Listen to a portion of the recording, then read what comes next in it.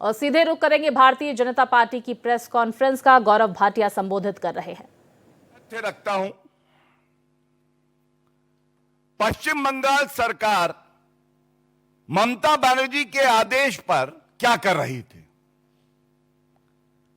सबसे पहले कोई भी जघन्य अपराध होता है जिसको हम लोग कहते हैं हीनस क्राइम, तो उसमें एफआईआर होना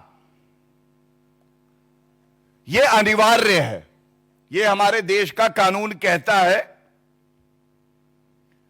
और सबसे बड़ी बात यह है, सुप्रीम कोर्ट ने भी कहा है, ललिता कुमारी का केस है कि अगर इस तरह का जघन्य अपराध हो, a cognizable offence is committed, the state police is duty bound to register an FIR.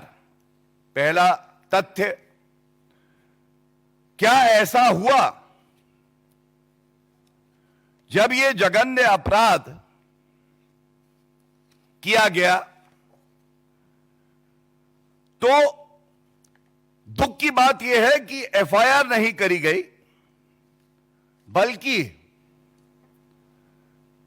Police ने यह कहा कि अननेचुरल डेथ केस। ऐसा क्यों?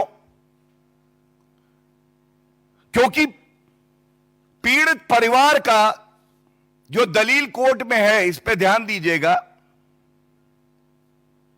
पीड़ित परिवार ने कहा कि उनको एक फोन कॉल पहले आया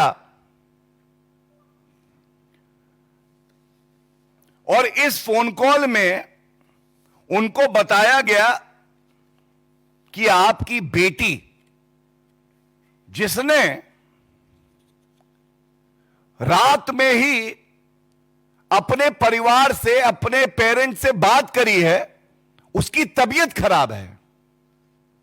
यह पैरा 13 में है और मैं इसलिए पढ़ूंगा क्योंकि यह जानना आवश्यक है कि कैसे पूरे इस मामले को रफा दफा करने की साजिश ममता बनर्जी ने ही रची और जो अपराधी हैं उनको बचाने का कार्य कर रही थी। मैं वो लाइन पढ़ देता हूं। The parents would state that at about 10:53 AM on August 10th, 2024, they received a call from the hospital authorities. According to them, the assistant superintendent, Kar Medical College Hospital, informed them that their daughter was unwell. पहले तबीयत खराब है। यह है 10:53 सुबह। अब 10 तारीख की यह कॉल है। इसके बाद क्या होता है, 11:15 पे सेम असिस्टेंट सुपरिटेंडेंट कहता है, आपकी बेटी ने आत्महत्या करी है। तबीयत खराब थी और केवल 22 मिनट बाद उस बेटी ने आत्महत्या करी है, यह कह रहा है असिस्टेंट सुपरिटेंडेंट। क्यों? जब हम सबको पता है कि हमारी बहन के साथ दुष्कर्म हुआ और उसका पार्थिव शरीर वहीं पे पड़ा था, तो ये नई स्टोरी क्यों रची जा रही थी? इसके बाद वहां पे प्रदर्शन होने लगता है। मां बाप हमारी बहन के तुरंत वहां पहुंच जाते हैं और यह किसके कारण हुआ कि 3 घंटे तक उनको इंतजार कराया जाता है और जो पार्थिव शरीर है उनकी बेटी का, उसको देखने भी नहीं दिया जाता है। यह निर्ममता बनर्जी नहीं है तो क्या है? 3 घंटे तक पीड़ित परिवार इंतजार करता रहा कि वो अपनी बेटी का पार्थिव शरीर देखे। And why it becomes very important right now is the change in version. As I said, your daughter is unwell.